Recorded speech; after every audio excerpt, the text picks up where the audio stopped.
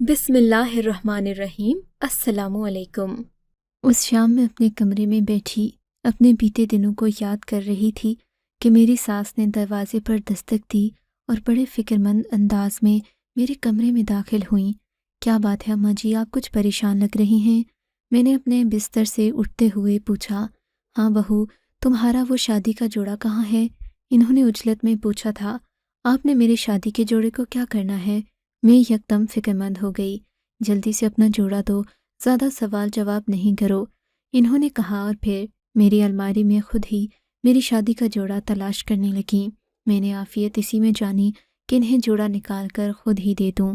शादी का जोड़ा लेते ही वो कमरे से तेज़ी से बाहर निकल गईं और मैं उन्हें देखती रह गई। फिर मैंने ज़्यादा सवाल जवाब नहीं किए, मगर थोड़ी देर के बाद मुझे तजस्सुस हुआ कि आखिर मेरी शादी का जोड़ा क्यों मंगवाया गया है। मेरे दिल में हज़ारों ख़यालात आने लगे कि कहीं मेरी सास मुझ पर कोई सफली अमल तो नहीं करवा रही जो मेरी शादी का जोड़ा ज़रूरत पड़ गया। इसी ख्याल के तहत मैंने उठकर दरवाज़ा खोलकर बाहर जाने की कोशिश की, मगर ये क्या, मेरे कमरे का दरवाज़ा बंद था। ये देखकर मुझे बहुत उलझन हुई। मेरा शौहर सगीर भी 1 हफ्ते से घर नहीं आया था। मैं बहुत परेशान थी। जब से मेरी शादी हुई थी मैं तकरीबन अपनी सास और नंदों के साथ ही रह रही थी, और आज तो इन्होंने हद कर दी। बाहर से मेरे कमरे का दरवाज़ा भी बंद कर दिया। मारी परेशानी के मेरी आंखों से आंसू टपकने लगे। मैं गरीब घराने से ताल्लुक़ रखती थी।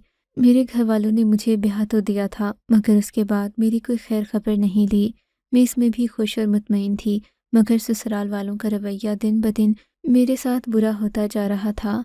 रात के तकरीबन 2 बजे सोकर मेरी आंख खुली तो शदीद प्यास मालूम हो रही थी। कमरे में पानी का गिलास भी नहीं था। मैंने देखा मेरा दरवाज़ा बाहर से बदस्तूर बंद था। मैं बेबसी से वापस बिस्तर पर आकर लेट गई। सुबह के करीब मेरी सास ने मेरा दरवाज़ा खोला होगा।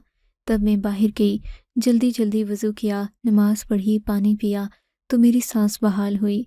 वो रात मैंने बहुत बेचैनी से गुजारी थी। मुझे ये भी पता नहीं था कि मेरी सास ने मेरी शादी वाले जोड़े का क्या किया। हमेशा की तरह मैं नाश्ता बनाने किचन में गई। देखा तो घर में अजीब सी खामोशी थी। कोई किसी से बातचीत नहीं कर रहा था। मेरी नंद और सास भी आज किचन में नज़र नहीं आ रही थीं। लगता था कि वो रात भर जागती रही हैं। तभी मैं नाश्ता बनाने के बाद अपनी नंद के कमरे में गई। देखा तो वहाँ मेरी सास भी सो रही हैं, जबकि दरवाज़ा खुला हुआ था। सास के साथ ही मेरी शादी का जोड़ा रखा था, जो कि अब उल्टा था। इसका मतलब कि इसे पहना गया था।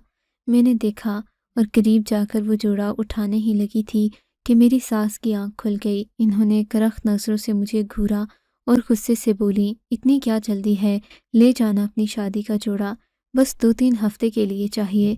अम्मा जी वो तो ठीक है, लेकिन देखें ये कैसे बेदर्दी से रखा गया है। मैं इसे तह करके वापस रख देती हूँ। मेरी बात पर सास ने हाँ में सर हिलाया, जैसे मुझे जोड़ा ले जाने की इजाज़त दे दी हो। मैंने वापस आकर इसे अलमारी में लगा दिया। इसका बुरा हाल हो चुका था। जगह जगह से मोती उखड़ चुके थे, जबकि एक जगह से थोड़ा सा टुकड़ा जला हुआ था। मुझे ये देखकर बहुत गुस्सा आया, मगर अपनी सास और नंदों के सामने मैं खामोश रही। उसी दिन मैं दोपहर का खाना बनाने लगी तो सास ने मुझे मना कर दिया। कहने लगी, अब तुम इस घर का कोई काम नहीं करोगी। मैंने इस घर के लिए एक खादिमा रख दी है, वही सारा काम करेगी, नाश्ते से लेकर रात का खाना तक बनाएगी। तुम आराम करो, तुम मेरी बेटियों जैसी हो। मैं नहीं चाहती कि तुम घर के काम करके खुद को हलकान करो। वैसे भी सगीर आने ही वाला होगा, तुम खुद को सजा संवार कर रखो। सास का मेहरबान रवैया देखकर बात मेरी समझ में नहीं आई, मगर मैंने इसी में शुक्र अदा किया कि वो मुझसे घर के काम नहीं करवा रही। मैं अपने शौहर के लिए खुद को तैयार कर रही थी। अगले ही दिन वो आ गए। मैंने उनको ये वाक़या बताने की कोशिश की, मगर उन्होंने मुझे सख्ती से मना कर दिया कि मैं आइंदा इस बारे में कोई बात ना करूं। मज़ीद ये कि अगर मेरी सास मुझसे शादी का जोड़ा मांगें तो बिला चूं चरा इन्हें दे दूं और किसी किस्म की बहस ना करूं। अपने शौहर की बात सुनकर मुझे बहुत बुरा लगा कि ये अपनी बहनों और माँ की नाजायज़ हिमायत कर रहे हैं। वो गलत भी करें तो ये उनका जवाब नहीं देते, लेकिन मैं उनके हुक्म की पाबंद थी। अगली जुमेरात आई तो मेरी सास ने मुझसे दोबारा मेरी शादी का जोड़ा तलब किया। اس بار تو میرے صبر کی حد جواب دے گئی تھی۔ میری ساس نے مجھ سے بڑے ہی سخت لہجے میں میرا جوڑا، میک اپ اور جیولری سبھی کچھ مانگ لیا۔ میں نے اپنا زیور اور اپنی شادی کے جوتے بھی نکال کر انہیں دے دیے۔ پھر کہنے لگیں، ذرا میرے کمرے میں تو آؤ، تم سے ایک کام ہے۔ یہ رات کا وقت تھا، سگیر دوبارہ سے اپنی ڈیوٹی پر جا چکے تھے۔ میں اپنی ساس کے کمرے میں گئی تو یہ دیکھ کر حیران رہ گئی کہ میری نند وہاں تقریباً میرا جوڑا پہنے تیار بیٹھی تھی، جبکہ اس کا میک اپ کرنا باقی رہ گیا تھا۔ میری ساس نے مجھے حکم دیا کہ میں اپنی نند کا میک اپ کر کے اسے دلہن کی طرح تیار کر دوں۔ میں نے ان کے حکم کی تعمیل کرتے ہوئے اپنی نند کو سرخ جوڑے کی مطابقت سے اچھا اور شوخ میک اپ کر دیا۔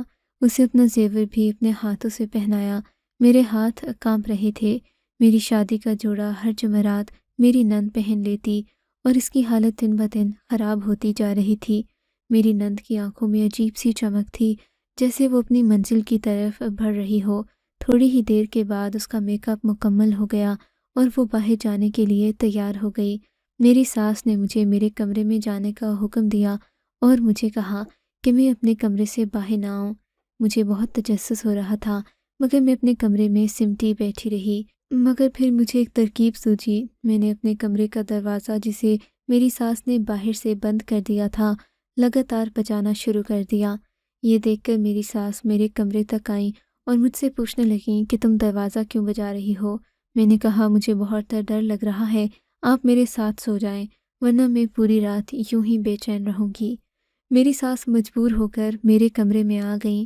ایسا لگتا تھا کہ انہیں میرے کمرے کے دروازے پر دستک کرنا بھی ناگزیر گزر رہا ہے۔ بڑی مشکل سے وہ میرے کمرے میں آئیں اور بے دلی سے سونے کی تیاری کرنے لگیں۔ تب میں نے ان سے پوچھ ہی لیا، اماں جی، میری نند ہر جمعرات کو دلہن بن کر آخر باہر صحن میں کیوں بیٹھتی ہے؟ اس بات کا کیا جواز بنتا ہے؟ میرے منہ سے یہ سوال سن کر انہوں نے ناگواری سے مجھے دیکھا اور کہنے لگیں، ویسے تو اس سے تمہارا کوئی تعلق نہیں بنتا، لیکن میری بیٹی ایک خاص عبادت کر رہی ہے۔ اس عبادت کے سلسلے میں اسے صحن میں بنے کنویں کے پاس بیٹھنا پڑتا ہے۔ تم اس کا ساتھ دیا کرو اور خود بھی نماز کی پابندی کیا کرو۔ خدا جانے تم وضو بھی کرتی ہو یا نہیں۔ اپنی ساس کے لہجے میں اپنے لیے اتنی حقارت جان کر مجھے بہت دکھ ہوا۔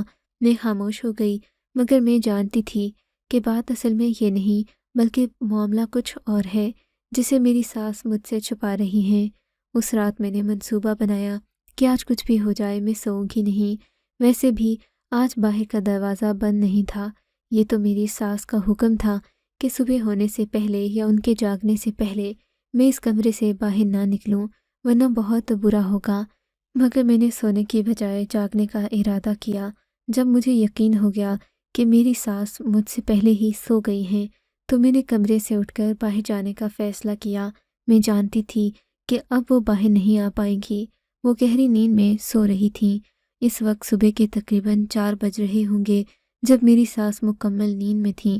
میں دبے پاؤں اپنے بستر سے اٹھی اور چلتی ہوئی باہر صحن تک گئی۔ میں بار بار پیچھے دیکھ رہی تھی کہ کہیں میری ساس جاگ نہ جائیں۔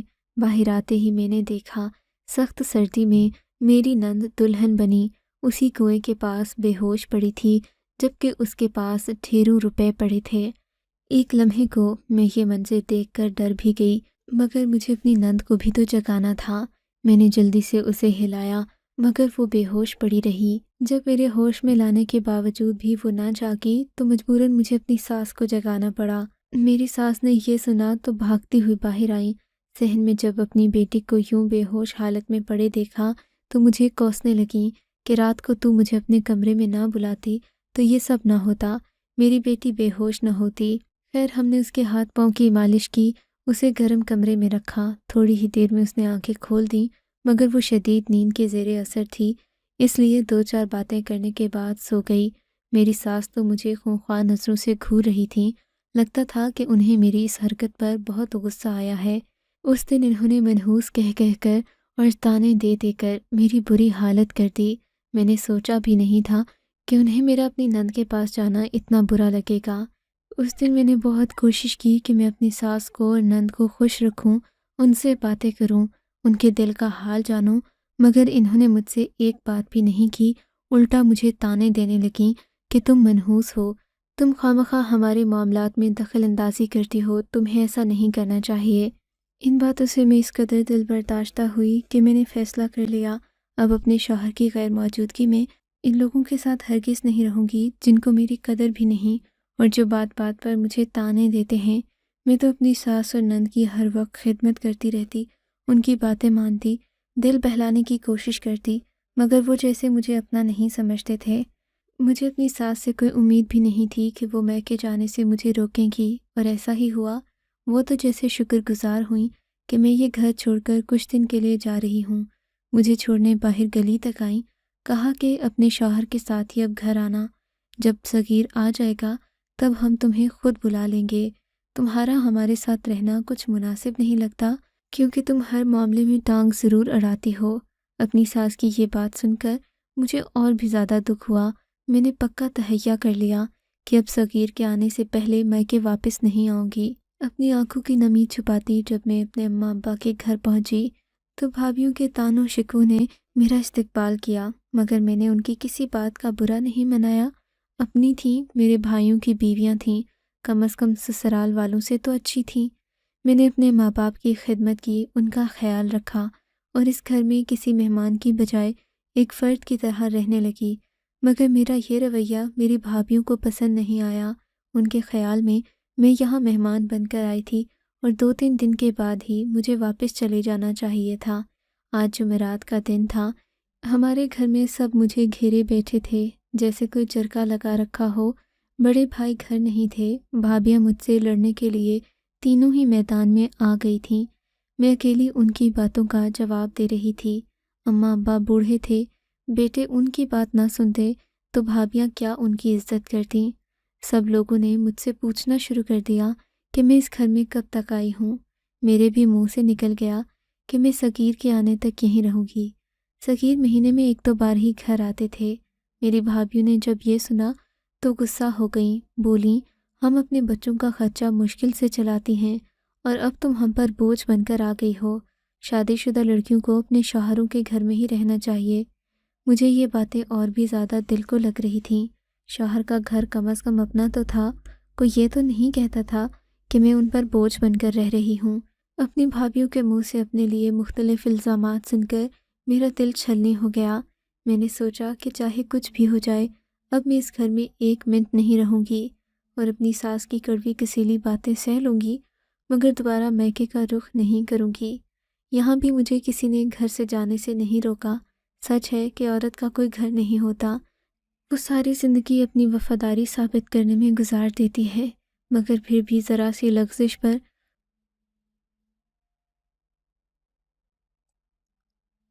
اسے اس کے گھر سے کسی تنکے کی طرح اڑا دیا جاتا ہے۔ میں روتی ہوئی جب باہر پہنچی تو رات کا کافی وقت گزر چکا تھا، تقریباً 12 بج رہے تھے۔ مجھے خوف بھی محسوس ہو رہا تھا۔ آدھی رات کو گھر سے نکل کر اپنے سسرال جانا، میں جیسے کوئی مجرم تھی۔ میں نے ایک رکشے والے کو روکا جو بڑی عجیب اور غلیظ نظروں سے مجھے گھور رہا تھا۔ ڈرتے ڈرتے میں اس کے ساتھ بیٹھی، اسے اپنے سسرال کا ایڈریس بتایا، مگر مجھے صحیح جگہ کا پتہ بھی نہیں تھا۔ دوسرا یہ کہ یہ رات کا وقت تھا، مجھے بہت ڈر لگ رہا تھا اور گلیوں کی بھی صحیح پہچان نہیں تھی۔ کچھ دور چلنے کے بعد رکشے والے نے مجھ سے ایسا سوال کیا کہ میں شرم سے پانی پانی ہو گئی۔ وہ مجھے کوئی غلط عورت سمجھ رہا تھا۔ میں نے بڑی مشکل سے اسے اپنی شرافت کا یقین دلایا اور اپنے شوہر کے گھر کا پتہ بتایا۔ وہ بھی شریف آدمی تھا، شاید ایسی عورتوں سے الگ انداز میں پیش آتا تھا۔ اس نے میری بات کا یقین کیا اور مجھے بنا کرائے کے ہی میرے شوہر کے گھر کے پاس چھوڑ دیا۔ میں نے خدا کا شکر ادا کیا، ہانپتی کانپتی رکشے سے اتری اور گھر کے دروازے کی طرف بڑھی۔ یہ جان کر مجھے سخت حیرت ہوئی کہ گھر کا دروازہ پہلے سے کھلا ہوا تھا، حالانکہ میں تو ڈر رہی تھی کہ اس وقت گھر کا دروازہ کون کھولے گا۔ میری ساس تو ویسے بھی مجھ پر بہت شک کرتی تھی، اس وقت وہ مجھے دیکھ کر ہزاروں سوال کرتی، لیکن اللہ کا شکر تو یہ تھا کہ گھر کا دروازہ کھلا ہوا تھا اور صحن میں ہلکی ہلکی روشنی صاف نظر آ رہی تھی۔ میں نے حیرت سے صحن کے اندر قدم رکھا۔ جب میری نظر پرانے کنویں کے پاس پڑی تو وہاں اپنی نند کو دلہن بنے بیٹھا دیکھ کر میں بہت حیران ہوئی۔ دیکھا تو اس کے ساتھ ایک آدمی بھی بیٹھا سر جھوم رہا تھا، جبکہ آس پاس ہلکی ہلکی موم بتیاں جل رہی تھیں اور ایک شاندار قسم کی دری صحن کے اندر بچھائی گئی تھی، جس کے ساتھ ایک گاؤ تکیا بھی رکھا تھا اور حقے کا انتظام بھی تھا۔ میری نند باقاعدہ سر جھوم رہی تھی، جبکہ آدمی کی آنکھوں میں سرخ ڈورے ناچ رہے تھے۔ یہ منظر دیکھ کر میری روح تک لرز گئی۔ مجھے نہیں سمجھ آ رہا تھا کہ یہ آدمی کون ہے، اس کا میری نند سے کیا تعلق ہے، اور میری ساس اس سب معاملے پر پردہ کیوں ڈال رہی ہیں۔ میں ڈرتی ہوئی اپنے کمرے تک گئی، دیکھا تو کمرے میں کوئی نہیں تھا، میری ساس شاید اپنے کمرے میں تھیں۔ میں فوراً سے اپنا کمرہ بند کر کے بستر پر ڈھہ گئی۔ آنکھوں سے آنسو نکلنے لگے۔ نند کا معاملہ اور مہکی کی پریشانیاں، میری سمجھ سے حالات باہر ہو رہے تھے۔ میں نے آنکھیں موند لیں اور صبح ہونے کا انتظار کرنے لگی، لیکن تھوڑی ہی دیر میں باہر سے ایک عجیب سا شور اٹھا۔ اس سب شور سے میری آنکھ کھل گئی۔ میں بھی بھاگ کر باہر گئی۔ وہ آدمی صحن میں بے ہوش پڑا تھا۔ میری ساس خوشی سے میری بہو کو گلے لگا رہی تھیں۔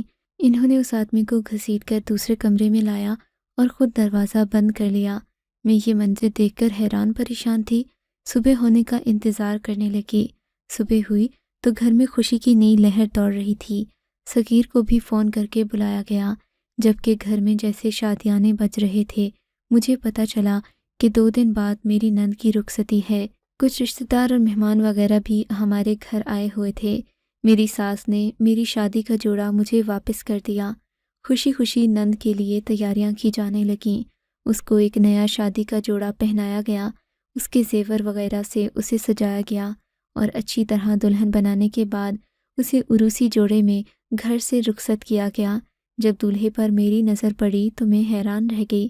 یہ اسی رات نند کے ساتھ بیٹھ کر سر جھومنے والا وہی بندہ تھا جو آدھی رات کو صحن میں بے ہوش ہو گیا تھا۔ یہ کون تھا اور اس کے ساتھ میری نند کو کیوں رخصت کیا جا رہا تھا، وہ بھی بغیر نکاح کے؟ یہی تو ایک المیہ تھا جو میری سمجھ سے باہر تھا۔ بعد میں نے اپنے شوہر سے پوچھا تو کہنے لگے، میں جانتا ہوں کہ تم نے اس سب میں بہت مشکل سہی ہے، لیکن صبیحہ اور امی کی پریشانی بھی بجا تھی۔ دراصل ہم لوگوں نے 6 مہینے پہلے صبیحہ کی جس آدمی سے شادی کی تھی، وہ بہت امیر تھا، لیکن وہ ایک نفسیاتی مریض نکلا۔ اس کی پہلی بیوی اسے چھوڑ کر چلی گئی تھی۔ سننے میں آیا کہ وہ ایک طوائف بن گئی تھی، اس لیے کہ پہلے اس کا تعلق ایسے ہی کسی گھرانے سے تھا۔ مبین بھائی نے جب اسے خرچہ نہیں دیا تو وہ اپنی پرانی روش پر لوٹ گئی۔ وہ راتوں کو رقص کرتی اور پیسے کماتی۔ ایک دن مبین بھائی نے جب اسے پکڑا تو وہ اپنا ذہنی توازن کھو بیٹھے، کیونکہ وہ اس لڑکی سے بہت زیادہ محبت کرتے تھے۔ پھر وہ ایک نفسیاتی عارضے میں مبتلا ہو گئے، اپنی دوسری بیوی کو بھی طوائف سمجھنے لگے، جبکہ ان کے گھر والوں نے ان کی حرکات دیکھ کر ان کی شادی کی کہ کہیں یہ اپنا ذہنی توازن مکمل نہ کھو بیٹھیں، مگر وہ نہیں جانتے تھے کہ ایک مریض کے ساتھ انہوں نے صبیحہ کی شادی کر کے کتنی بڑی غلطی کی ہے۔ یہ آدمی میری بہن کو بھی نقصان پہنچانے لگا، اس پر شک کرتا اور اسے ہر بار اپنی پہلی بیوی سمجھ کر مارنے کی کوشش کرتا۔ ہم انہیں کسی طریقے سے ایک ماہر نفسیات کے پاس لے گئے، جس نے مبین بھائی سے بات چیت کرنے کے بعد ایک انوکھا حل نکالا، جس کے مطابق مبین بھائی کے ہاتھوں اسی عورت کی موت اگر ہو جائے تو وہ شاید اسے بھول جائیں اور اپنی دوسری زندگی میں واپس لوٹ آئیں، کیونکہ وہ بدلے کی آگ میں بری طرح جل رہے تھے۔ اگر یہ کرنا مشکل تھا، تب میری بہن نے ان کی پرانی بیوی کا حلیہ معلوم کیا۔ اس عورت کی تصویریں دیکھیں تو اس نے تمہاری شادی سے ملتا جلتا جوڑا پہن رکھا تھا۔ ہم لوگوں نے اس نفسیاتی حربے کو آزمانے کے لیے اپنی بہن کو ویسا ہی جوڑا جو تمہاری شادی کا جوڑا تھا پہننے کے لیے دیا، اور پھر اپنی بہن کو ویسا ہی طوائف کا روپ دے کر گھر کے اندر بٹھا دیا اور مبین بھائی کو کہا کہ آپ ان سے ملنے آئیں۔ وہ منیب بھائی سے وہی عورت بن کر بات کرتی۔ منیب بھائی اسے ملنے آتے، اس پر پیسوں کی برسات کرتے اور کوئی طوائف سمجھ کر اس سے باتیں کرتے، اسے اپنا دل بہلاتے، مگر وہ ان کی بیوی تھی، اس لیے ہم لوگ اس سب میں دخل اندازی نہیں کرتے تھے کہ کہیں یہ سارا معاملہ الٹ نہ ہو جائے اور مبین بھائی میری بہن کو نقصان نہ دے دیں۔ میں تو گھر سے چلا جاتا تھا، لیکن امی مبین بھائی کو اپنی زیر نگرانی بہن سے ملوانے کا بندوبست کرتی۔ جب ان کی ملاقات کا آخری دن تھا، مبین بھائی نے صبیحہ نے منیب بھائی کو غصہ دلایا اور پھر انہوں نے اسے مارنے کی کوشش کی تو صبیحہ فوراً ہی اداکاری کرتے ہوئے بے ہوش ہو گئی۔ اس کے بعد مبین کو ہوش نہ رہا، وہ بھی ہوش و خرد سے بیگانہ ہو گیا اور یوں منیب بھائی اس انتقام کی آگ سے باہر نکل آئے جس میں وہ نہ جانے کتنے مہینوں سے جل رہے تھے۔ میں ڈاکٹر طاہر کا شکریہ ادا کرنے جاؤں گا جن کے اس حربے نے میری بہن کی زندگی اسے دوبارہ لوٹا دی۔ ہم نے منیب بھائی کے ساتھ ہی اپنی بہن کو رخصت کر دیا ہے کیونکہ رشتوں کی مضبوطی اسی میں ہے۔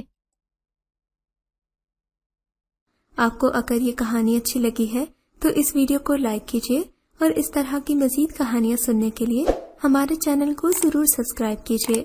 کہانی سننے کا شکریہ۔ آپ سے ملاقات ہوگی اگلی ویڈیو میں، تب تک کے لیے اللہ حافظ۔